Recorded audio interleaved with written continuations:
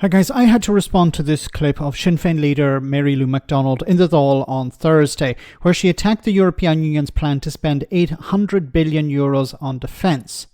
Let me start off by saying that I would usually be on the same side as Mary Lou. I'm a pacifist. I believe war should be avoided where possible.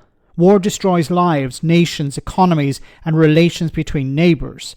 Weapons cost huge amounts of money. Citizens are generally judged on what they can produce, while soldiers are judged on what they can destroy.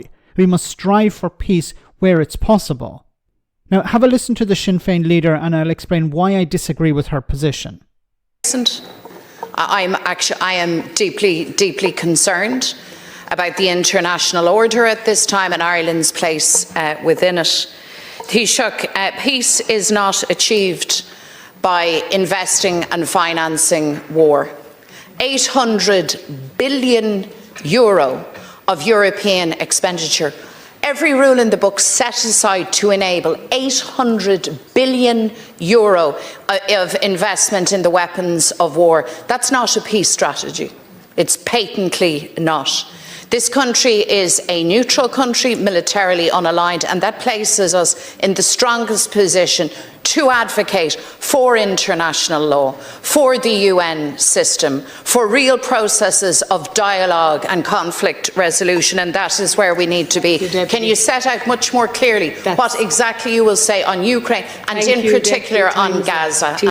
Okay, so first of all, look, 800 billion, a huge amount of money. A lot of this money is going to be spent on weapons of war. I'm in complete agreement with Mary Lou McDonald here. But about a quarter of that, it seems, is going to be spent on, for example, cybersecurity for European nations. Now, is Mary Lou McDonald against defending ourselves from cyber attacks?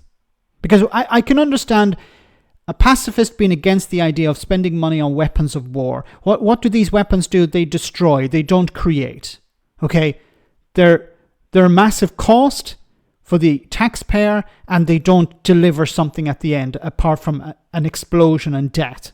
Now, what is the alternative here? Do we not do anything? Do we not defend ourselves? There are countries in Eastern Europe that are just waiting for either Russian tanks to cross into their border and attack their capital cities, or for cyber attacks to bring down their infrastructure, their healthcare systems, their governments. Their democracies are under attack. And it doesn't matter if you're a neutral country.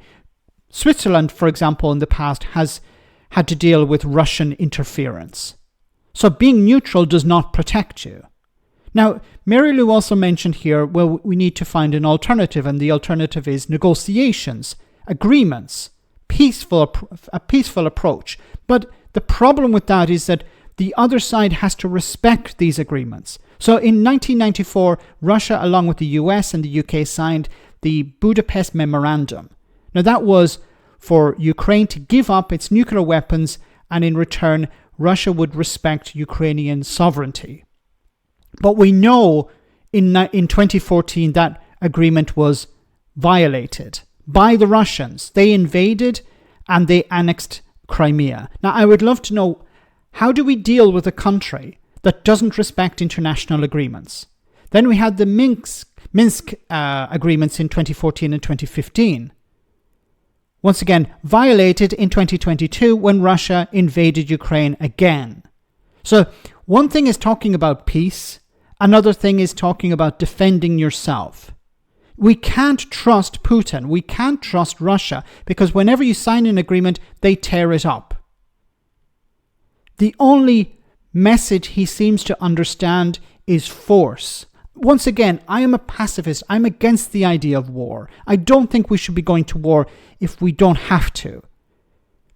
But if we don't defend Ukraine, we'll have to defend Estonia. If we don't defend Estonia, we'll have to defend Latvia. We'll have to defend countries if we don't stop Russia at this moment. The United States has walked away. Europe has to pick up the tab in many cases. This is expensive. We have lived off American support, American defense for years. now we have to pay the cost. I don't agree with the most vulnerable in society paying for this. We have multimillionaires and billionaires in our countries who can shoulder some of that burden. And they should be. A wealth tax, a tax on the richest in society to cover these costs. But we can't do nothing, because we have seen what happens if we do nothing. Russian tanks roll across the border and try and take Kiev in 3 days. So I would like to know, what is the alternative here? Because the alternative cannot be, let's have a peace agreement with Putin, because he's not going to respect it. Let me know in the comment section, guys, what you think. As always, your comments are greatly appreciated.